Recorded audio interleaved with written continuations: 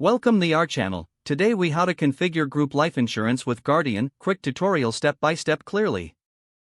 To get started, log into your Guardian account.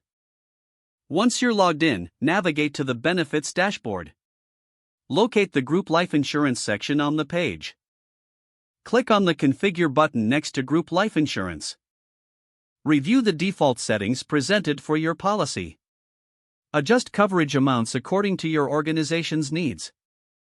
Select the eligibility requirements for your employees. Choose between individual or family coverage options. Specify any additional riders or benefits you want to include. Review any applicable rates and costs associated with the selected options. Ensure that you have all necessary employee information on hand. Input each employee's details as required. Double-check for accuracy to avoid any issues later. Once everything is filled out, click on the Save button.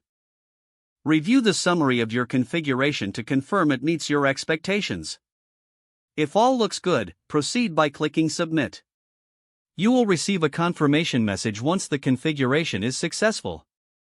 Always keep a copy of the confirmation for your records. If you need to make changes later, you can return to this section anytime. If the page does not load, refresh the browser or try again in a private or incognito window. Make sure you are using the correct email address, then retype it carefully to avoid small typos. If your password is not accepted, use the reset option and create a new strong password you can remember.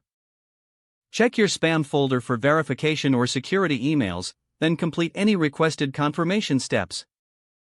Enable two-factor authentication if available to improve account security and reduce unauthorized access risk. After signing in, review your profile details so your contact information and settings are accurate and current. If you see an error message, note it down and try again after restarting your device and internet connection. Log out when you finish, especially on shared devices, to keep your account and payment information secure. If the page does not load, refresh the browser or try again in a private or incognito window. Make sure you are using the correct email address, then retype it carefully to avoid small typos. Don't forget to like this video and subscribe to our channel for more step-by-step tech guides.